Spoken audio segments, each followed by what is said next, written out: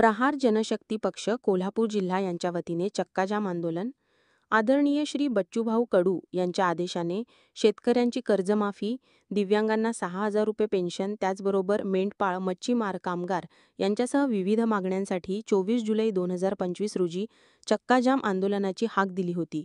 त्या अनुषंगाने कोल्हापूर जिल्हा प्रहार जनशक्ती पक्ष यांच्या वतीने छत्रपती शिवाजी महाराज पूल, पंचगंगाजवळ राष्ट्रीय महामार्गावर प्रहार जनशक्ती पक्षाच्या वतीने चक्काजाम आंदोलन करण्यात आले।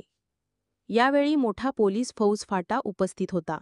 तसेच सदर आंदोलनस्थळी कोल्हापूर जिल्हा युवक जिल्हाध्यक्ष श्री मयूर वरुटे, कोल्हापूर जिल्हा महिला जिल्हाध्यक्ष सौ माधुरी मैत्रे, कोल्हापूर जिल्हा उपाध्यक्ष श्री रमेश आरेकर पाटील, कोल्हापूर जिल्हा कार्याध्यक्ष श्री विकास गायकवाड, कोल्हापूर जिल्हा संपर्क प्रमुख श्री दादासो सुतार, कोल्हापूर जिल्हा सरचिटणीस श्री प्रकाश किरवेकर, हातकणंगले तालुका अध्यक्ष श्री सुनील शिंदे, करवीर तालुका अध्यक्ष श्री कैलास पाटील, हातकणंगले तालुका उपाध्यक्ष श्री शहाबुद्दीन घुडूभाई, तारदाळ खोतवाडी सरचिटणीस श्री प्रल्हाद माने आदी मान्यवरांनी शेतकऱ्यांची कर्जमाफी झालीच पाहिजे, दिव्यांगांना 6,000 रुपये पेन्शन मिळालीच पाहिजे अशा अनेक घोषणाबाजी करून परिसर दणाणून सोडला।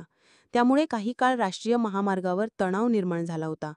परंतु पोलिसांनी वेळीच हस्तक्षेप करून वाहतूक पूर्ववत सुरू केल्याने नागरिकातून समाधान व्यक्त करण्यात आले असून प्रहार जनशक्ती पक्ष कोल्हापूर जिल्हा यांच्या वतीने सदर मागण्यांची शासनाने वेळेत दखल न घेतल्यास इथून पुढे आदरणीय बच्चूभाऊ कडू यांच्या आदेशाने उग्र आंदोलने करण्याचा इशारा तर या 24 जुलै रोजी सगळ्या महाराष्ट्रात माननीय राज्यमंत्री बच्चूभाऊ कडू यांच्या माध्यमातून सक्तीची कर्ज वसुली, कर्जमाफी व्हावी, दिव्यांगांना 6,000 पेन्शन व्हावी, तसेच मेंढपाळ, दिव्यांग यांचे बरेच प्रश्न आहेत। यासाठी सगळ्या महाराष्ट्रात बच्चूभाऊंनी चक्काजाम आंदोलनासाठी आणि या चक्काजामच्या आंदोलनाच्या माध्यमातून आम्ही सरकारला सांगू इच्छितो की शेतकऱ्यांची कर्जमाफी ही 100% झालीच पाहिजे, दिव्यांगांना 6,000 पेन्शन झालीच पाहिजे, गोरगरिबांना न्याय हा मिळालाच पाहिजे।